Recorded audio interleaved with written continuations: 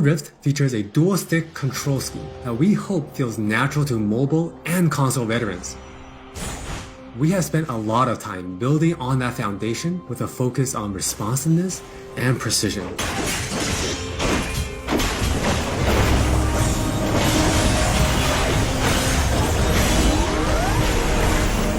We have invested a ton into targeting, aiming, and some new tech we're not quite ready to show yet. Now with that in mind, let's take a closer look at a few of Wild Rift's champions. For Nasus players, we felt it was critical to maintain his infinite scaling raid boss fantasy in Wild Rift. And to do that, we adjusted the speed at which he gains stacks of Siphoning Strike to make sure that he can still ascend in the late game. For Twisted Fate, we mentioned a couple months ago that we were polishing up his stack deck to be more than a passive ability. The new version grants our favorite gambler a burst of attack speed, opening up new potential build paths. Most of Miss Fortune's kit already works great on Wild Rift, but we took the opportunity to change Double Up into a skill shot to accommodate our dual stick controls. And now this also gives the Miss Fortune players more gameplay opportunities. While some champions, it made sense to make some small adjustments. For Janna, she was a perfect example of a champion that has near identical gameplay from PC. For Shyvana, we wanted to push the envelope a little further and really bring out her Dragon Hunter thematic while not adjusting her core gameplay pattern too much.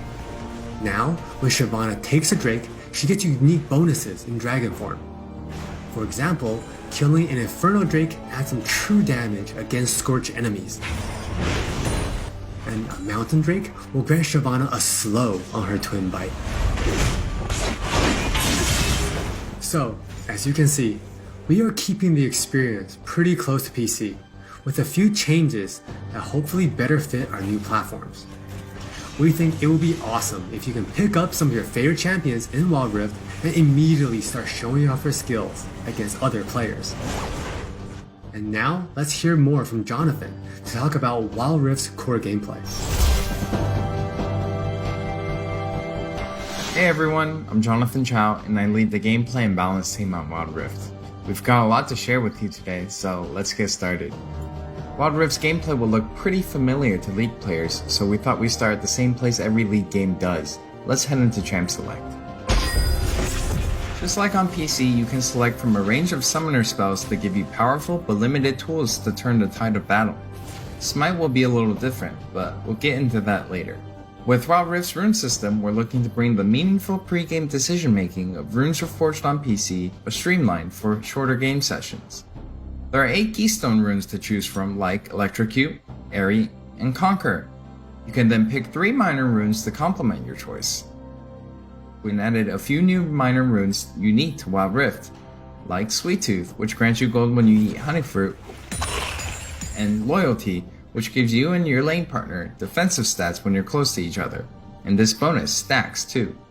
You might have figured out some of this already from our previous gameplay clips, but let's talk about some of the features of our map, which is called Wild Rift.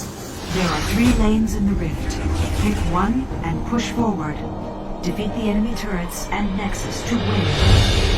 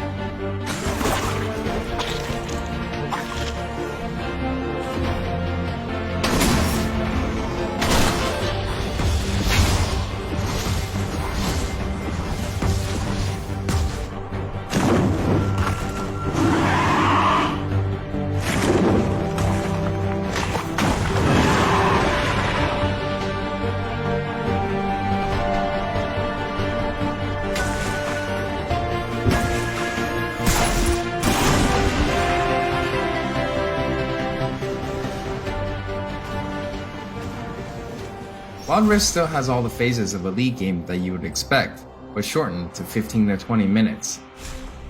From last hitting and trading in the laning phase, to setting up the perfect gank, to fighting over that crucial dragon, to clutch team fights.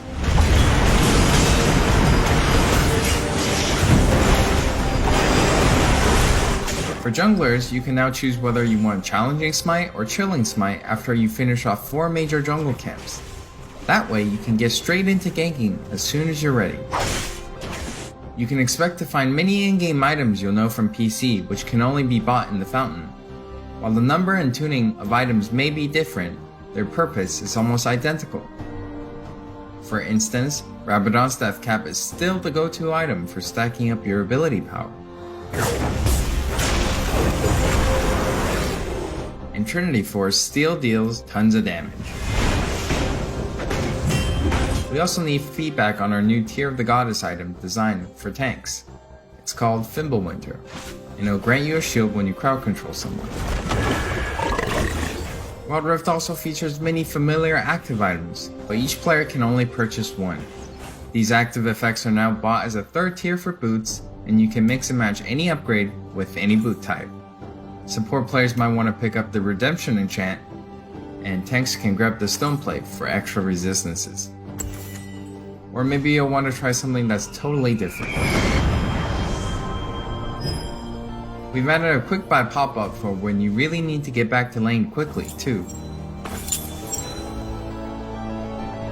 We've built Wild Rift's gameplay with depth and strategy in mind. We want this to be a MOBA that's easy to pick up with friends, with a high ceiling for mastery, so we're hoping the core 5v5 experience lives up to your expectations. Speaking of 5v5, the Regional Alpha also has Co-op vs AI available to practice your skills, a tutorial that covers controls and abilities, and we're looking to add new modes after launch.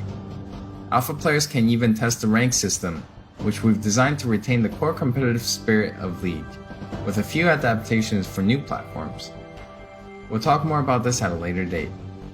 That's all from me. Now let's talk about